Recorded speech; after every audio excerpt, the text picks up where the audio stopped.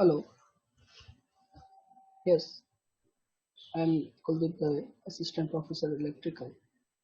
Today, I'm discuss the topic of basics of the rectifier, which is basically power electronics topic, which is included in your fourth semester BTU Electrical Engineering branch. So now we get the PPT and share my screen and we discuss for rectifier. We know about the rectifier, what is the use of the rectifier in our daily life in electrical systems.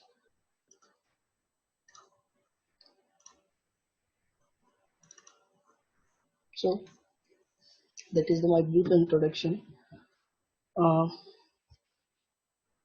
Department of Electrical Engineering, which department I belong in, that is the subject code 4006 power electrons and topic is rectifiers.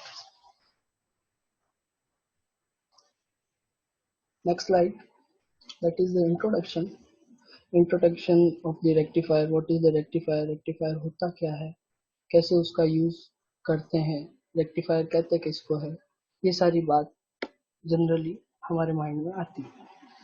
तो basically rectifier is your electrical device that converts the alternating current AC with periodically reversal direction into the direct current which flow only in one direction. This process is known as the rectification. इसमें हमारे पास में दो type की supply होती है, हम जानते हैं. एक होती है हमारे पास में AC, that is the alternating current, जो हमारे घर में 230 वोल्ट 50 हर्ट्ज आती है. और एक होती है डीसी, जो मोबाइल चार्जिंग में हम जानते हैं कि हमको चाहिए होती है. तो रेक्टिफायर एसी को किस में कन्वर्ट करता है, डीसी में कन्वर्ट करता है. बेसिकली अगर एक सिंपल एग्जांपल हम अपने डेली बेसिस पे जानना चाहे तो हमारे रेक्टिफायर मोबाइल चार्जर में भी एक रेक्टिफायर ही लगा हुआ है. ये प्रोसेस एसी को डीसी में कन्वर्ट करना ही रेक्टिफिकेशन कहलाता है. Physically rectifier takes a number of forms including vacuum tubes, diodes, mercury arc valves, copper and selenium oxide rectifiers, semiconductors diodes, silicon control rectifier and other silicon based semiconductor switches. Normally time to time basis के ऊपर rectifier circuits में और rectifier materials में भी change होते रहे हैं. लेकिन पहले अभी जो रेक्टिफायर यूज हो रहा है वो सिलिकॉन कंट्रोल रेक्टिफायर एससीआर या सिलिकॉन से बना हुआ रेक्टिफायर यूज होता है. पहले के टाइम में वैक्यूम ट्यूब डायोड्स भी यूज हुए हैं और मर्करी आर्क वॉल्व भी यूज किए गए हैं. टाइप ऑफ द रेक्टिफायर्स में दो टाइप के रेक्टिफायर्स होते हैं. एक होता है आपका हाफ वेव रेक्टिफायर, एक होता है full wave rectifier. Half wave rectifier आपको हाफ वेव सप्लाई प्रोवाइड करवाता है. फुल वेव के अंदर आपका जो रेक्टिफिकेशन है या जो आपके पास में डीसी आउटपुट आएगा वो फुली वेव के फॉर्म में आएगा. बेसिकली फुल वेव रेक्टिफायर दो टाइप्स के भी होते हैं. एक तो जनरल फुल वेव रेक्टिफायर होता है, एक आपका ब्रिज रेक्टिफायर होता है. ब्रिज रेक्टिफायर भी आपका एक फुल वेव रेक्टिफायर है. Half wave rectifier, the process of removing one half of the input signal to establish a DC level is called half-wave rectification. In half-wave rectification, the rectifier conducts current during positive half cycle of the input AC signal only. Negative half cycle is suppressed. यहाँ meaning ये है कि positive half cycle यानी आपकी AC wave form का positive half cycle 0 से 5 तक का या 0 से 180 डिग्री तक का जो पॉजिटिव हाफ साइकिल है, रेक्टिफायर या डायोड उसी में क्या करेगा, कंडक्ट करेगा. वो इसी में फॉरवर्ड बायस होगा. बाकी जो नेगेटिव हाफ साइकिल आएगा उसमें वो रिवर्स बायस हो जाएगा और उसकी वजह से वो एज अ ओपन सर्किट के जैसे बिहेव करेगा.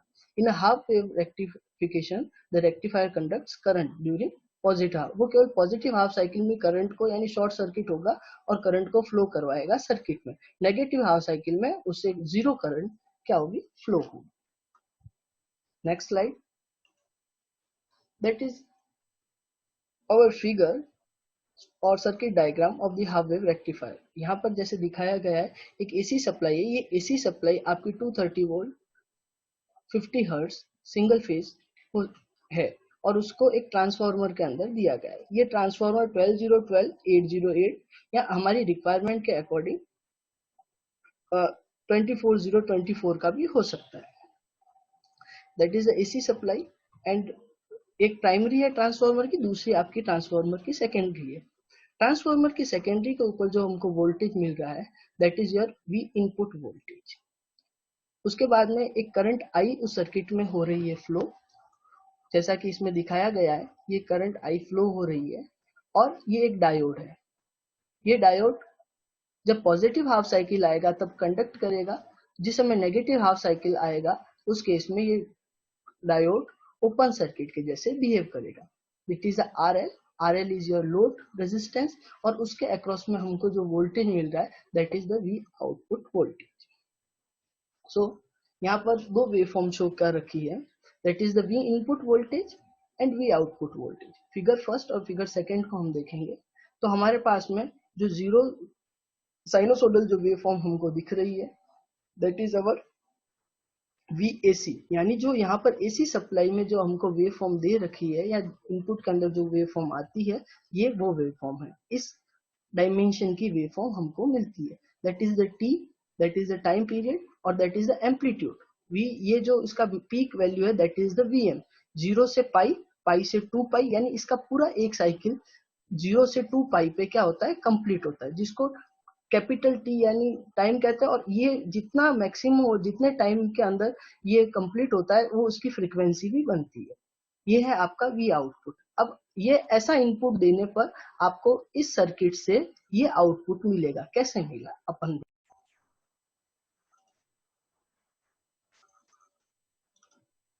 yes. Now we move to our next figure, operation.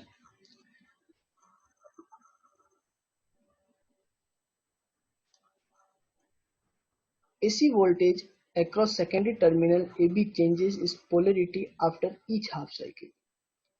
During negative half cycle, terminal A is negative, so diode is reverse biased and conducts no current. So, current flows through the diode during positive half cycle. In this way, current flows through load RL in one direction only. इसका meaning ये है कि इसके अंदर हमारे पास में AC में polarity होती है कि एक बार पॉजिटिव हाफ साइकिल आएगा, एक बार नेगेटिव हाफ साइकिल आएगा। तो इसका मीनिंग यही है कि AB इज चेंजेस, यानी ये चेंजेस होगी, इसकी पोलरिटी चेंजेस होगी। जब इसकी पोलरिटी चेंजेस होगी तो आपका ये पॉजिटिव हाफ साइकिल जब आएगा उसी समय ये डायोड कंडक्ट करेगा, जिस समय पॉजिटिव हाफ साइकिल नहीं आएगा यानी इसकी पोलरिटी नेगेटिव हो जाएगी, ये diode as a open circuit या रिवर्स बायस के जैसे काम करेगा और करंट भी केवल पॉजिटिव हाफ साइकिल होगा, उसी समय RL में फ्लो करेगी। Output frequency of the half wave rectifier, output frequency of HWR is equal to, HWR meaning half wave rectifier, is equal to input frequency. This means when the input AC completes one cycle, rectified wave also completes one cycle. F out is equals to F in. यहाँ पर हमको दिख रहा है कि एक full cycle हमको AC का मिला है साइनोसोडल वेव, 0 से पाई बाई 2, पाई बाई 2 से पाई, पाई से 3 पाई बाई 2 और 3 पाई बाई 2 से 2 पाई। That is the input AC सिग्नल। इसके अंदर इसका जो यहाँ पर जो शो कर रखा है वो है आपका VM, या कोई भी ऐसी क्वांटिटी आई है तो IM, ये इसकी मैक्सिमम वैल्यू है इस क्वांटिटी की। ये पूरा का पूरा वेव फॉर्म यहाँ पर जब ये फॉरवर्ड बायस में होगा, पॉजिटिव हाफ साइकिल होगा, ये positive half cycle as it is इसके अंदर आ जाएगा, यानी 0 से 180 तक डायोड क्या कर रहा है, कंडक्ट कर रहा है। नेगेटिव हाफ साइकिल में ये क्या कर रहा है, एज अ ब्लॉकिंग मोड के अंदर, यानी वो उसको रोक रहा है। तो इस केस में यहाँ पर जो वोल्टेज या करंट हमको मिलेगा वो 0 मिलेगा। Now we move our next slide. Advantage and disadvantage of the half wave rectifier. Advantage: the circuit of the half wave rectifier is very simple and of low cost. Disadvantage: the pulsating current in output contains AC components whose frequency is equal to supply frequency, so filtering is needed. The AC supply delivers power during half cycle only, so output is low. हमारे पास में जो output में हमको wave form मिलती है वो pure DC नहीं होती है। इसके लिए हमको इसके अंदर फिल्टर कैपेसिटर्स की क्या रहेगी, रिक्वायरमेंट्स रहेगी। But half wave circuit rectifier simple होता है और काफी सस्ता या लो कॉस्ट के अंदर होता है, तो ये इसका एक एडवांटेज है। बट हमारा मेन एम होता है प्योर डीसी को फाइंड आउट करना या प्योर डीसी का आउटपुट लेना। सो हमको इसके अंदर इसको इम्प्रूव करने के लिए क्या करना पड़ेगा, फिल्टर सर्किट लगाना पड़ेगा। So now we move to our next slide, that is the full wave rectifier. In a full wave rectification, current flow through the load in same direction for both half cycle of the input AC. This can be achieved with two diodes working alternatively. For one half cycle, one diode supplies current to load, and for the next half cycle, another diode works. जैसा कि half wave में हमको पता है कि हमने एक diode लगाया है, हम इसके अंदर एंटी पैरेलल दो डायोड यूज करेंगे। दोनों डायोड एक दूसरे से एंटी पैरेलल होंगे। उसी के साथ में जब हम देखते हैं यहाँ पर कि पॉजिटिव हाफ साइकिल आएगा तब एक डायोड वर्किंग करेगा, जब नेगेटिव हाफ साइकिल आएगा तब दूसरा डायोड वर्क करेगा। तो हमारा जो मेन एम है, हमको डीसी मिलना, वो पॉजिटिव हाफ साइकिल में भी मिलेगी और नेगेटिव हाफ साइकिल में भी पॉजिटिव होके हमको साइकिल मिलेगी, फाइंड आउट होगी। Centre tap full wave rectifier circuit has two diodes D1 and D2 and center tap transformer. Centre tap transformer जैसा कि मैंने पहले बताया था कि ट्रांसफार्मर 303, 606, 909 के, 12012 के, 24024, ये जो बीच में बार बार मैं जीरो बोल रहा हूँ, ये उसका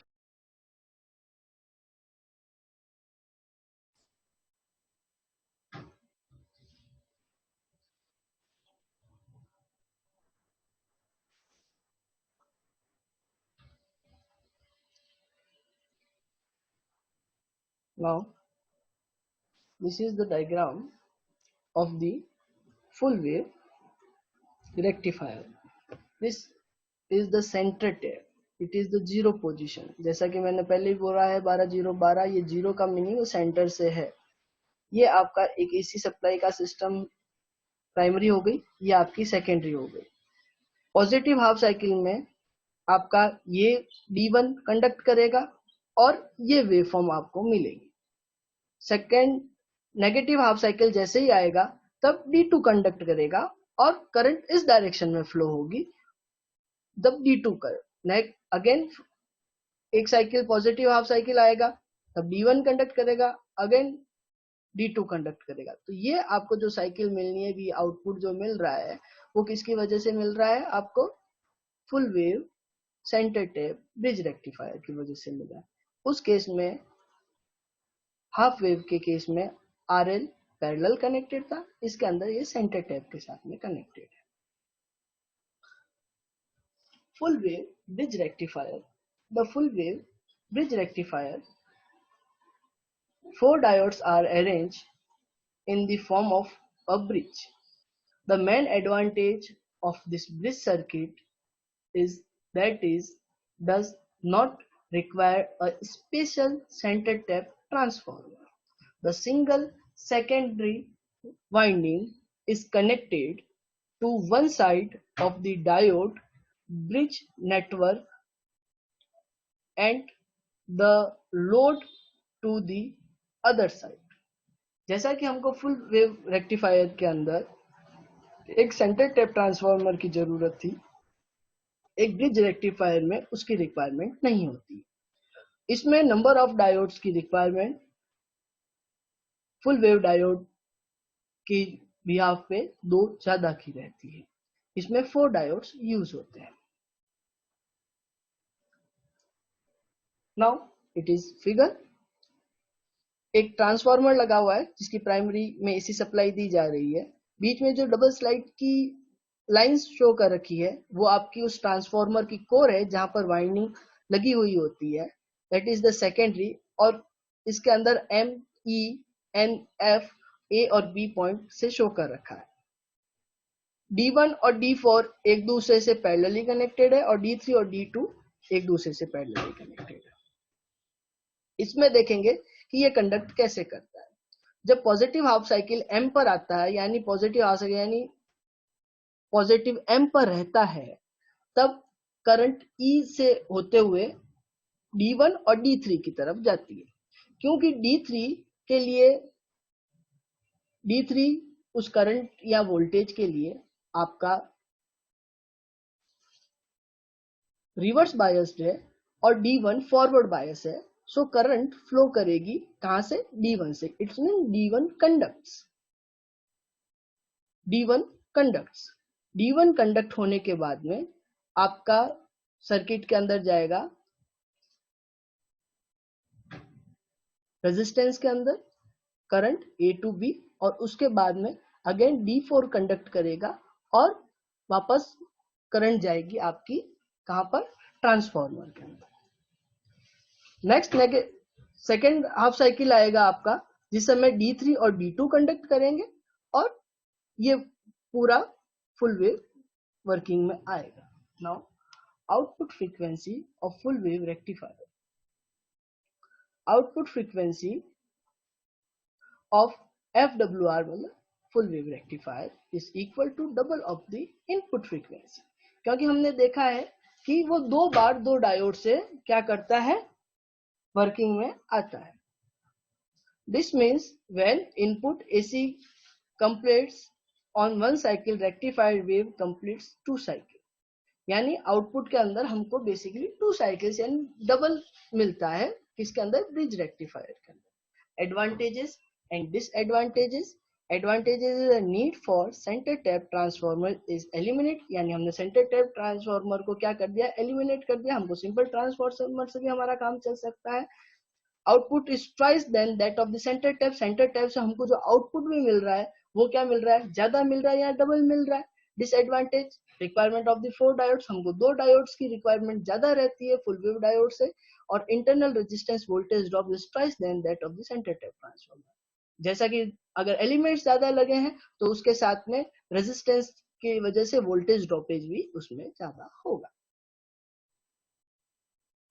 now this is the main differences कि एक हाफ वेव कैसा रहेगा, फुल वेव कैसा रहेगा, ब्रिज कैसा रहेगा। तो कुछ एनालिसिस है half wave versus full wave के।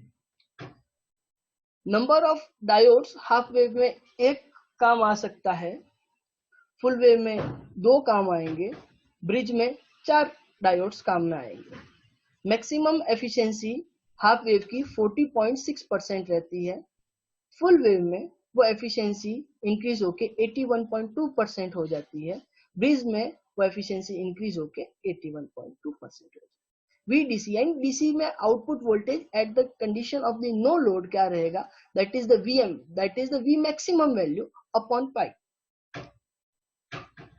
फुल वेव में that is the 2VM upon pi और ब्रिज में 2VM अपॉन पाई, यानी similar to full wave in bridge.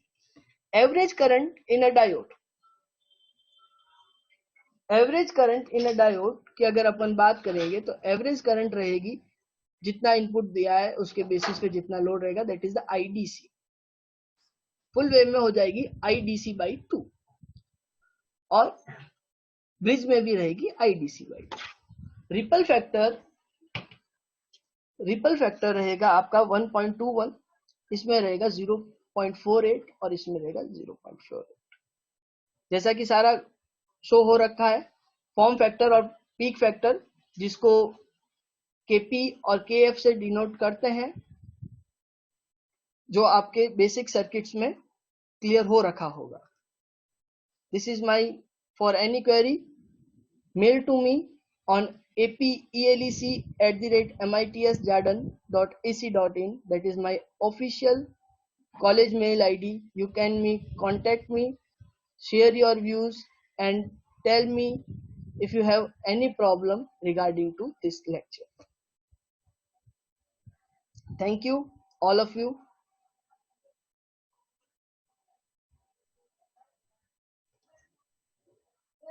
Oh, have a good day.